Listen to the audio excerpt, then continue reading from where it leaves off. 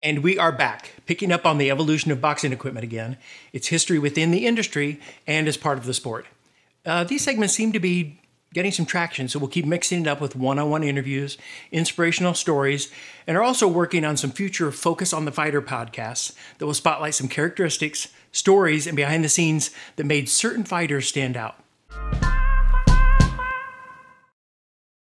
So let's start by revisiting gloves, specifically bag gloves. Most bag gloves you see in the gym today, or the more common ones, are these fully padded gloves like these. They have about 2 inches of foam across the knuckles. They feature a Velcro strap that makes them easy to put on and take off, and all have the traditional palm bar for grip. And these are really designed to protect your fists, your knuckles, and help prevent hand injuries. This style of bag glove really didn't come into fruition until the late 1970s or gained popularity until the early 1980s. Prior to that, this type of old school bag glove was more dominant for about the previous 250 years or so, from somewhere in the late 1800s. It's a little hard to fathom that bag gloves didn't change all that much for more than an entire century, but they really didn't. The original style and design of bag gloves were more like this, which is, you can see, is kind of just a padded mitten. They were constructed with a minimal amount of padding. They all had a palm bar that was usually metal, so you could get a good firm grip and make a tighter fist. And then if you fast forward a couple of hundred years, I used a pair exactly like this back in the early 80s, the Sugar Ray Leonard model. As you can see, they were a little bit more padded with about 1 inch of open cell foam, but that still wasn't much. You know, even then I still had knuckle problems and injuries due to the lack of padding. But in hindsight, that might have also been from lack of proper punching form or understanding the punching mechanics correctly. But this style of glove definitely allows you to punch more sharply, land cleaner shots, and perfect your punching technique. Proper delivery, landing evenly across your knuckles, and following through on your punches are all crucial elements of executing exact form. That's why this old school model still exists and thrives at title boxing, along with the newer versions. Both bag glove styles have their place and distinct uses and can be used together in combination to focus on purposeful training. The throwback glove design allows you to protect your hands while you perfect your technique. Next, let's talk about championship belts. In the beginning, championship or title belts weren't actually belts at all. They weren't made of leather, they weren't backed with wool, they didn't even have buckles. The evolution of the championship belt started when fighters wore colored sashes into the ring around their waists. These sashes were symbolic, but they still served a purpose. Whichever fighter lost a particular bout, he would then relinquish his belt, his sash, and that's how actual belts came about. One of the oldest official championship belts were created by the Ring magazine. They awarded their belts more exclusively to linear champions, meaning you had to be the man who beat the man.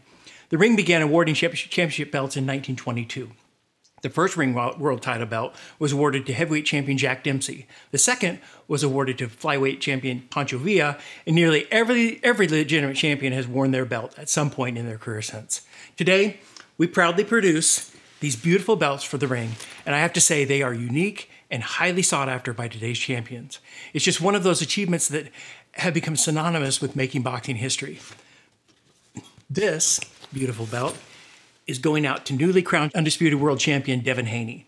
In fact, by the time this podcast airs, he should have it in his hands and be the most recent fighter crowned as the Greens champion.